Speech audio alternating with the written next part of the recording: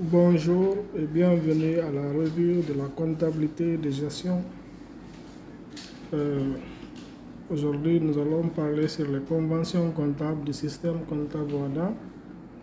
À définition de les 5 conventions comptables du système comptable WADA. Définition: les conventions comptables sont destinées à guider les professionnels de la comptabilité dans l'évaluation et la présentation des éléments devant figurer dans les états financiers. Elles sont moins importantes que les postulats comptables et peuvent varier d'un pays ou d'un espace géographique à l'autre. Les conventions comptables servant de guide pour l'élaboration des états financiers annuels du système comptable WADA sont: nous avons convention du coût historique, convention de prudence, convention de régularité de transparence, convention de la correspondance, bilan de clôture, bilan d'ouverture, convention de l'importance significative.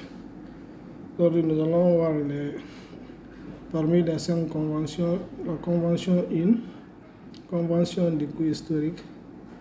Elle consiste à comptabiliser les opérations sur la base de la valeur nominale et de la monnaie sans tenir compte des éventuelles variations de son pouvoir d'achat. Les passifs sont comptabilisés pour le montant des produits reçus en échange de l'obligation ou le montant que l'on s'attend à verser pour éteindre le passif dans le cours normal de l'activité. La valeur des actifs est déterminée dans les conditions suivantes. Les actifs acquis à titre onéreux sont comptabilisés à leur coût d'acquisition. Les actifs produits par l'entité sont comptabilisés à leur coût de production. Les actifs acquis à titre gratuit sont comptabilisés à leur valeur actuelle. Les actifs acquis par voie d'échange sont comptabilisés à la valeur actuelle des actifs reçus, sauf si cette valeur actuelle ne peut être estimée de façon fiable. Dans ces cas, les actifs acquis sont comptabilisés à la valeur actuelle des actifs donnés en échange. La convention de prudence.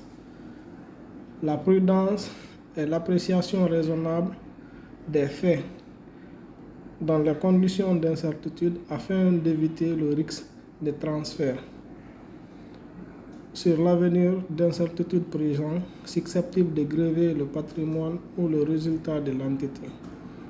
Les actifs et les produits ne doivent pas être surévalués. Les passifs et les charges ne doivent pas être sous-évalués. Toutefois, l'application de ce principe de prudence ne doit pas conduire à la création de réserves occultes ou de provisions excessives.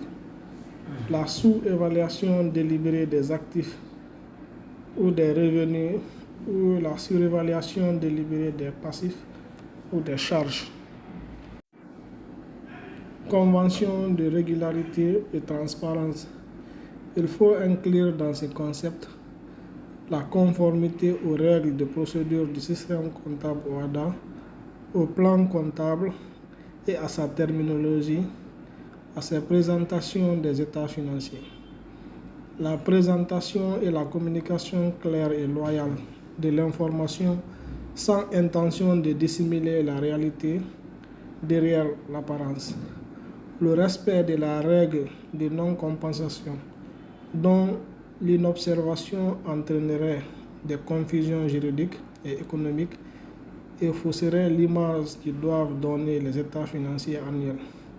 Sont uniquement autorisées les compensations juridiques fondées en vertu de la loi ou du contrat.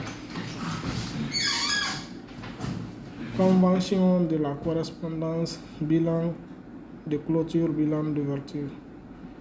Le bilan d'ouverture d'un exercice doit correspondre au bilan de clôture de l'exercice précédent. Convention de l'importance significative. Sont significatifs tous les éléments susceptibles d'influencer le jugement que les destinataires des états financiers peuvent porter sur le patrimoine. la situation financière et le résultat de l'entité.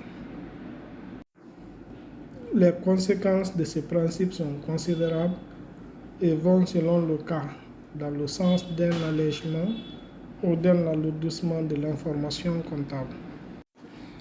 Je vous remercie de votre attention et aux prochaines éditions.